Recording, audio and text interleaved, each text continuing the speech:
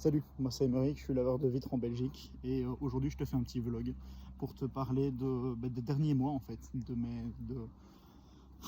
pense des 4-5 derniers mois. Moi c'est ce que j'ai en tête, donc probablement que c'est plutôt 6, 7, 8 derniers mois parce que le temps passe malheureusement beaucoup trop vite. Pendant toute une période je faisais des vlogs pratiquement quotidiens d'ailleurs sur ce que c'était d'essayer de faire fonctionner une activité de lavage de vitres quand on commence. Je suis resté à peu près 1 an et demi.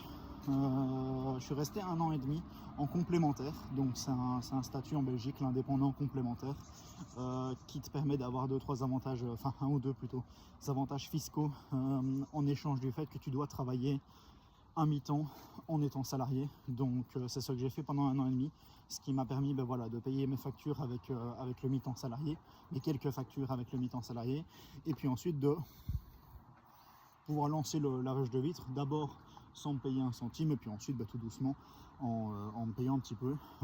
C'est vrai que c'était pas mal. Là ça s'est très récemment arrêté, ça fait 1 mois que je suis passé en temps plein complètement, donc c'est vrai que ça fait beaucoup de bien, ça libère du temps, et oui, juste ça libère du temps, parce que c'est vrai que même si j'avais mis là-dedans quelques centaines, peut-être quelques milliers d'heures de travail en comptant le nombre d'heures à laver des vitres réellement sur chantier, ou alors le nombre d'heures à travailler sur le business en lui-même, et pas dedans en lavant des vitres. Je pense qu'on a quelques milliers d'heures, j'ai pas compté, je sais que c'est pas quelque chose que j'ai tenu à compter particulièrement. Le nombre d'heures, proportionnellement le nombre d'heures à laver des vitres n'était pas si important que ça. On pourrait croire que je passe 80 heures à semaine à laver des vitres, c'est pas le cas du tout. En fonction des semaines, j'étais plutôt entre 20 et 40, plus qu'autre chose. Par contre, c'est vrai que je passais quand même pas mal de temps à travailler sur le business, et c'est aussi pour moi ce qui fait la différence, c'est-à-dire que je tire un salaire tout à fait convenable de cette activité-là, malgré le fait que le nombre d'heures n'est pas si important que ça. Alors il est de plus en plus, parce que c'est vrai que c'est de plus en plus compliqué d'arriver à se libérer du temps, mais bon, ça c'est autre chose. Dans tous les cas, j'arriverai bientôt à une limite, hein, ça, il n'y a pas de magie. J'arriverai bientôt à une limite où voilà, je travaille un certain nombre de jours par semaine. Là en ce moment c'est 5 jours, avant c'était 7, c'est passé à 6,5, puis à 6, puis c'est resté à 6, et quand maintenant je suis passé à temps plein il y a 1 mois, je suis passé à 5, donc c'est vrai que ça fait déjà beaucoup de bien. Et donc voilà.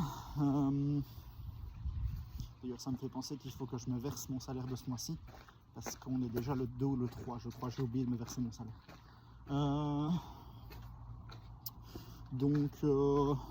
Qu'est-ce que je peux te dire?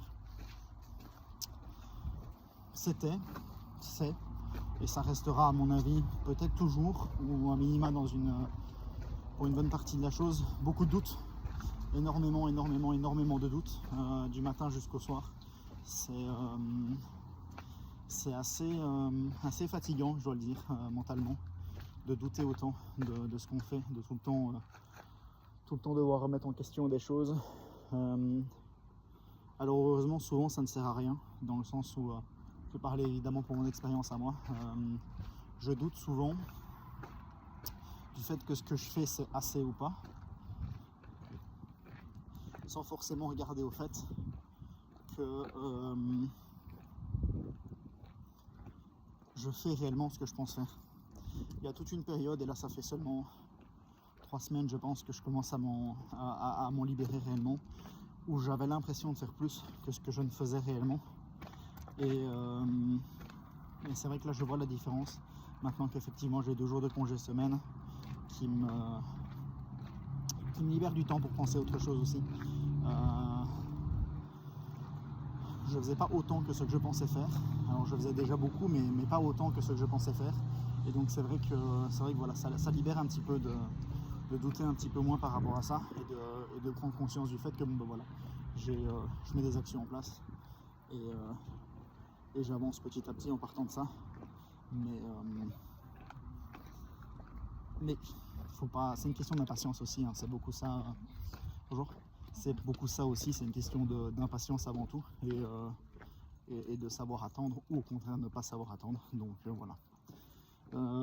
C'est encore l'élément le plus important en soi. Énormément de doutes. Alors évidemment, il y a beaucoup de choses qui ont changé, hein. Ça c'est une évidence,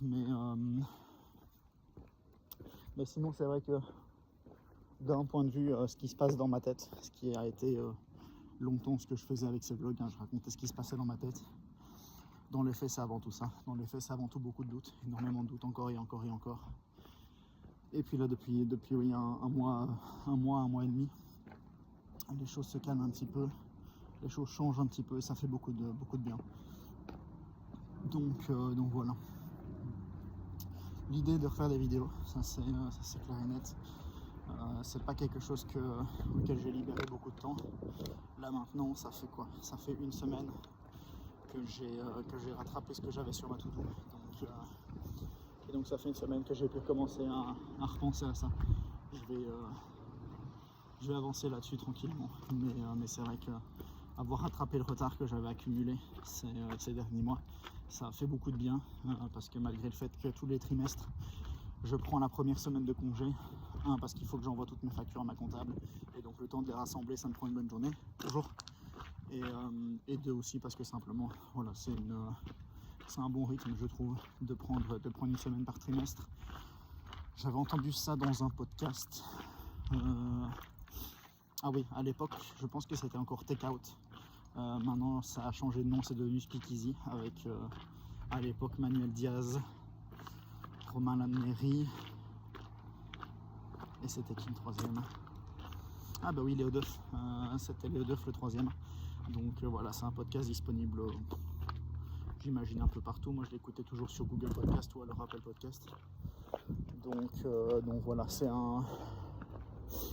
un podcast sur un tout petit peu de tech au début, ça n'a pas duré longtemps, c'est passé vite sur de l'entrepreneuriat.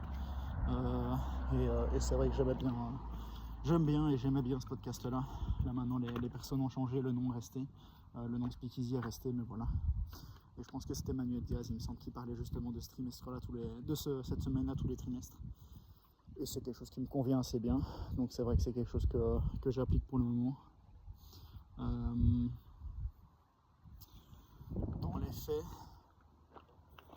Dans les faits, j'espère pouvoir remettre des vidéos dans un gros mois, quelque chose comme ça.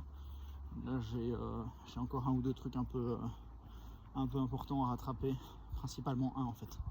Un truc un peu important à rattraper dans ma to-do, et puis ensuite bonjour, et puis ensuite je serai bon et je pourrai reprendre des vidéos, me fixer ne serait-ce que 3 ou 4 heures par semaine, mais en tout cas 3 ou 4 heures par semaine à faire ça. Donc voilà, et l'idée serait de mettre une vidéo par mois en ligne. Je me dis que ce serait déjà un bon rythme, et puis voilà, à partir de là, et rajouter vidéo après vidéo, et un petit peu comme j'avais en tête pour ces vlogs, hein, d'ailleurs,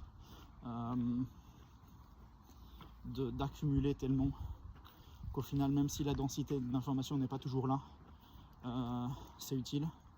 Alors je suis un peu moins d'accord avec ça, mais il y a de la vérité là-dedans, dans le sens où il faut que ce soit dense en information, parce que sinon ça ne sert à rien à la personne. D'ailleurs j'espère qu'on peut mettre ces vlogs en x1,5 en termes de vitesse, parce que sinon c'est vrai qu'entre moi qui réfléchis et puis qui essaye de formuler ma pensée, évidemment je parle pas extrêmement vite.